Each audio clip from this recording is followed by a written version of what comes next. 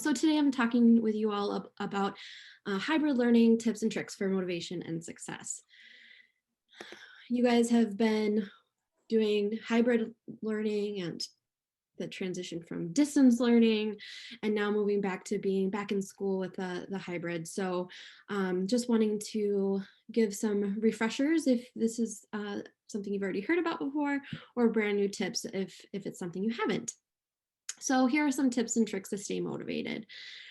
I want you to think about your long-term goals. Why are you coming to school?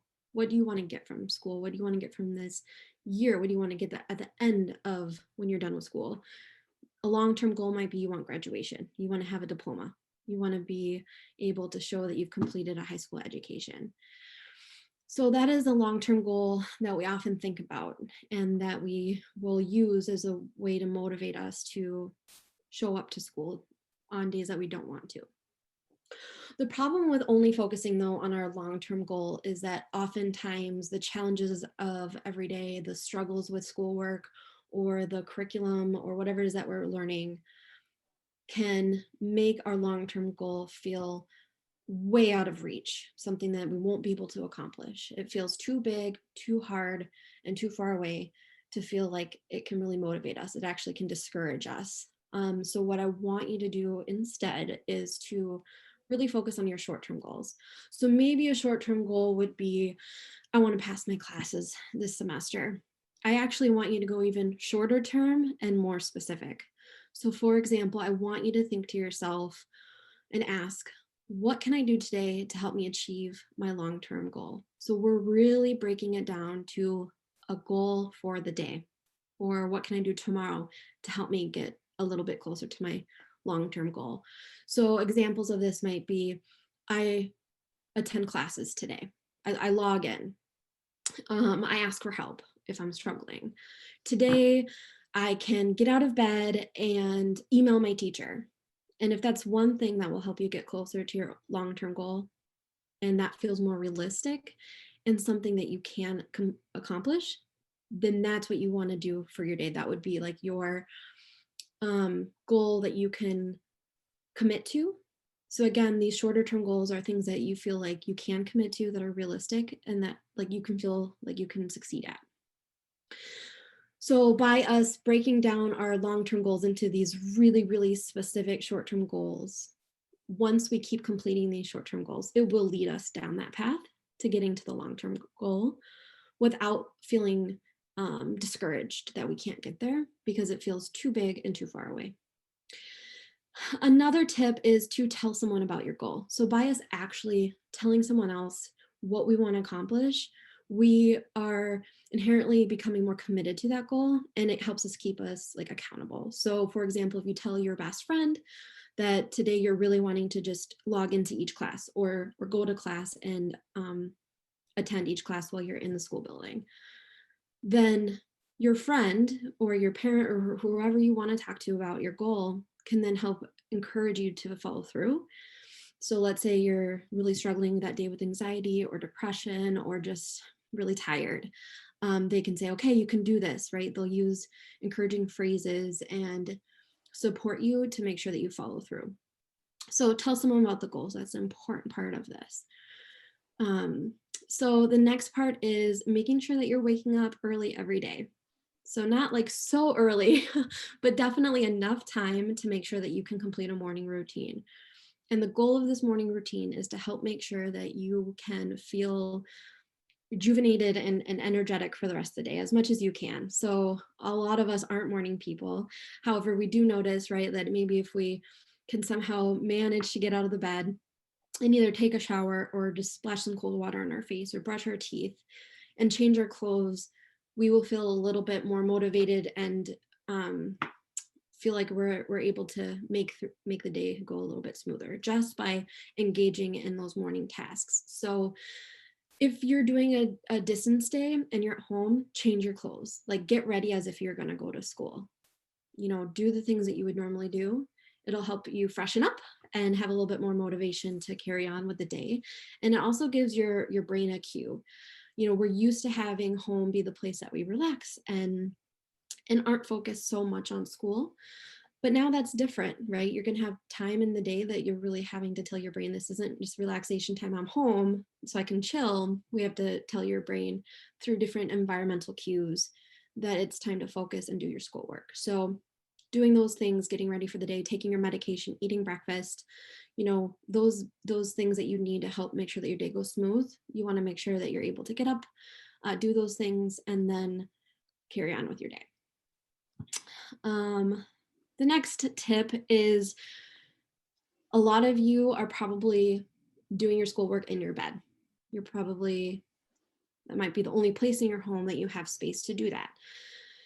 So the tip though is, don't do the schoolwork in your bed. If you need to be in your bedroom, okay, but not in your bed, right? Our brain is cued to correlate or match that our bed is a place for sleep or relaxing or watching TV or chilling with your friends or whatever, right? So when it's time to sit and study and focus and pay attention, our brain isn't going to help us do that when it's queued up to think that the bed is the place where you relax. So sit on your floor or bring in a different chair into your room. If you have a desk, use that. But if you can actually do your schoolwork outside of your bed, that would be the preferred method. Also change the lighting in your room. So I'm talking again about how to give your brain some environmental cues that now is the time to study or focus or do the task at hand and not be in a relaxed, cozy mode. So during the day, open your blinds, have your bright lights on, get extra lamps if you need to, if you can. Somehow try to create the environment during the day, during the school day when you're at home, to really reflect, this is a time where I'm studying and I'm being focused. Then at the end of the day, dim the lights. You can close your blinds, have more of like your twinkle lights or whatever it is that you have in your room to make it feel cozy. Then that can also tell your brain, okay, now it's time to relax. Now it's time we can shift. Your school day is over now, and now you can move on and kind of just have that nice sense that this is a shift from school day to now being like your time off from school. Plan short, timed, meaningful breaks throughout the day. So plan, if you're having a break between classes, that you might get up and stretch. You might go outside, get some fresh air. You might go to the bathroom. You might go get a snack. But make sure that it's timed, right? Because if you are one that goes to go get a snack in the kitchen, and then something distracts you, and then you come back to your schoolwork like 2 hours later, then that's like 2 hours that you weren't able to focus on getting things done during the day. So have the breaks be timed, even if you need to set the alarm on your phone to remind you like your break is over, it's time to log back in, do something like that. But make sure that the breaks are meaningful, right? If you're needing to just close your eyes and take some deep breaths or something, you want to make sure that your breaks are giving your brain a break from having to have just been paying attention for so long, or from doing a school assignment that was stressful. So we really want to use those times to make sure that we're giving our brain a break and that we can kind of get more energy for the next class that we have. So make sure that you have an idea of when you want those breaks, and talking to your teachers too, if for some reason you're needing a break that might not be when the school is able to give a break, but you notice that maybe you're getting really overwhelmed at a certain point in the class. So just communicate to your teacher and say, like, there might be times I need to step away for 1 minute and then come back into it. All of us have days that we struggle and we don't feel like we have enough energy or motivation to get some of the tasks done we want to get for the day, or it's hard to get out of bed, or we really, really want a couple more hours of sleep. So in those times, try to be mindful and thoughtful about why your short-term goals are so important to you, right? And most importantly, why were these goals so achieved? Like, why are they achievable? How are they achievable, right? Because when you chose the goal that you intended to have for the day, like, okay, so what's one thing that I can do today to help me reach my long-term goal? I will log into my classes. So why is that important to me to log in, and how is that going to be achievable for me? Why am I capable of that? How am I capable of that? To remind yourself that you can do this, and that it's worth it, even though it's hard. It's worth the challenge to sit up and log in, or whatever it is that you need or wanted to do. This is probably one of the most unpopular suggestions and tips, but limit your distractions through keeping your TV off, your phone put away, and I would say like keep it at least more than arm's distance away from you. Because every single time that we're looking at our phone, we're distracting ourselves. Even if my phone isn't alerting me that I have a text or an email or something like that, many of us are still looking at our phone just to see, right? Did I get an alert? Did I get something? And every time that we're doing that, we're losing the focus on what's at hand, and then it can be really hard for us to get back into the groove. So plan your breaks to maybe check your phone at that point. Again, those breaks are meant to be meaningful, so you can do something that can either distract you or give your brain a break. So use that time wisely. And maybe that's a time you just check your phone, make sure that you're not needing to tend to something else. Same thing if you're chilling and watching Netflix while you're also in class, that's going to be distracting, and it's going to make it feel even harder to try to do assignments. So as much as you can limit the outside distractions, even if you're somebody that likes to have noise in the background, maybe then finding like, music or something like that that's not going to be as distracting as like fiddling on your phone or playing an app or watching TV. And the last one is stay away from the forget it's, right? Like focus on what is in your control. For example, let's say you slept in late and you missed a class or two. Well, forget it. I already messed up for the day. So I'm just not going to try, and I will start again tomorrow, and it'll be fresh tomorrow. Don't fall into that trap, because guess what? You still have 2 more classes you can attend to. That's 2 more classes that you're not going to get behind in. So because you've had maybe a fallback or other challenges in the day, don't focus on those, and don't let those be like an excuse why you can't still focus on the things that you can control, the parts of the day that you can salvage, the parts of the day that you can complete and feel good about. So focus on what is in your control. And also at the end of the day, give yourself some praise. Like focus on the things that you did well today. The more that we're focusing on the things that we didn't do well, or the things that we put ourselves down for, that's going to get us stuck, and that's going to just suck up all of our motivation and take it away from us. So focus on the things that you did well, that felt good, and give yourself credit for that. So let's say you attended 1 class out of 4. Guess what? You completed 1 class out of 4. That is better than no classes out of 4. Tomorrow, can you make it 2 out of 4? Can you make it more than that?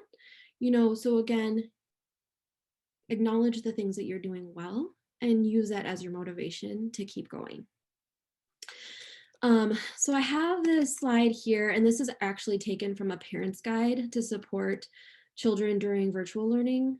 So we're going to post this on the YouTube link. So if you want your parents to take a look at it, or if teachers are watching this or other loved ones, please pass this along to the parents. But I like the visual. So when we think of the things that we can control versus the things I cannot control, focus on the things that you can, right? Like your own attitude. You can control your attitude. If you find that when you're more negative or putting things down or focusing on that negativity of what you messed up today or this year or the last 3 years, then that's going to make it harder for us to feel good and to be motivated. So focus on trying to be more positive and amp yourself up and give yourself encouragement. Something out of your control, for example, is distance learning. That's hard for so many people, and that's out of our control. However, what are the strategies you can do that is in your control to make the situation a little bit better?